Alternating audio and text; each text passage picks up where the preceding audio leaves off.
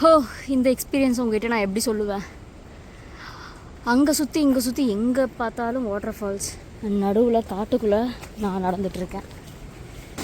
இங்கே பாருங்கள் வியூ எப்படி இருக்குன்னு. செமையாக இருக்குல்ல. ரீச் ஆகிட்டோம், அந்த ஃபால்ஸ்க்கு ரீச் ஆகிட்டோம்.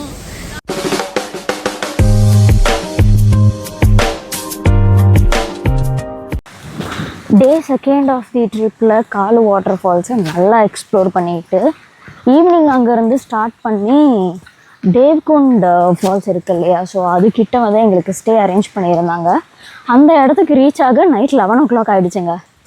ஸோ நைட் அங்கே ஸ்டே பண்ணிவிட்டு அதுக்கப்புறம் நெக்ஸ்ட் டே மார்னிங் ரெஃப்ரெஷ் ஆகிட்டு 6 மணிக்கே இந்த தேவ்குண்ட் ஃபால்ஸ்க்கு ரீச் ஆக வேண்டிய ட்ரெக்கை ஸ்டார்ட் பண்ணிட்டோம்.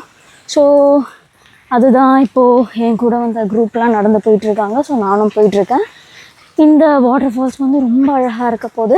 And at the same time ஃபால்ஸை வந்து ரீச் ஆகவே 5 கிலோமீட்டர் பக்கம் நம்ம வந்து இப்படி தான் ட்ரெக் பண்ணி போகணும்.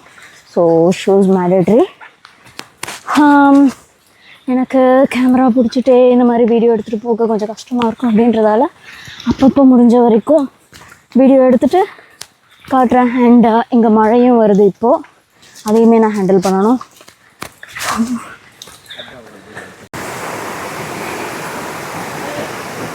தேவ்குண்ட் வாட்டர் ஃபால்ஸ் ரீச் ஆகிற பாத்வே வந்து நடுவில் இப்படி தாங்க இருந்தது.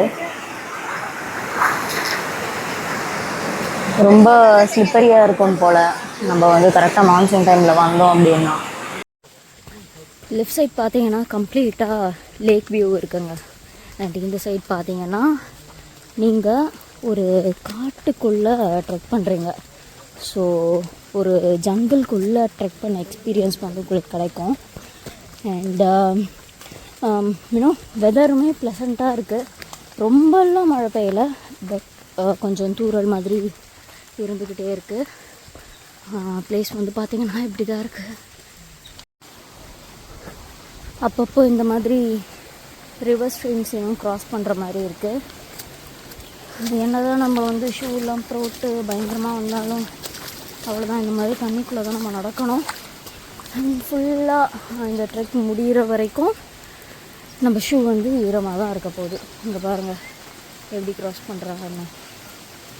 இதுவே ரொம்ப இன்னும் பீக் சீசனில் வந்துருந்தீங்கன்னா, அதாவது ஜூலை ஆகஸ்ட் அந்த டைமில் வந்துருந்தோம் அப்படின்னா இந்த ஸ்ட்ரீமை வந்து க்ராஸ் பண்ணுறதே ஒரு பெரிய கஷ்டமாக இருந்திருக்கும்.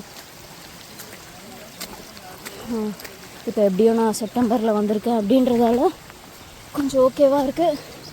பட் ஃபோனை எப்படி பிடிச்சிட்டு பேசிட்டு ரெக்கார்ட் பண்ணிட்டு நடக்கிறது கொஞ்சம் கஷ்டமாக இருக்குது. இங்கே பாருங்கள் வியூ எப்படி இருக்குன்னு.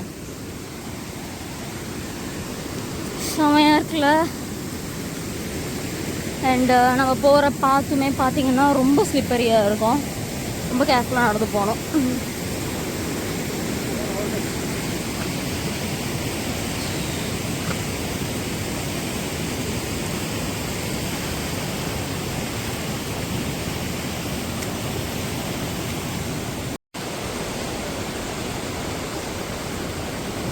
இந்த வியூ அப்படியே பார்த்துட்டு ரொம்ப நேரம் நிற்கணும் போல் இருக்குது.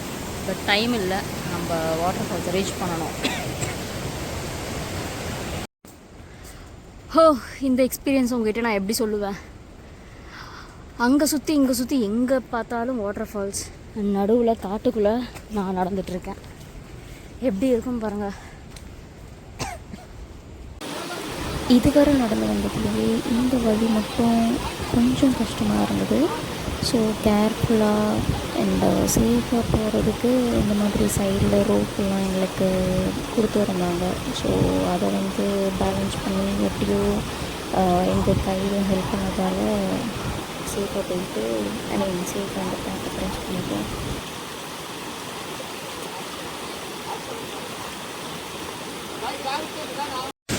ரீச் ஆகிட்டோம், அந்த ஃபால்ஸ்க்கு ரீச் ஆகிட்டோம். வர்த்தல்ல 5 கிலோமீட்டர் நடந்து வந்ததுக்கு வர்த்தல்ல.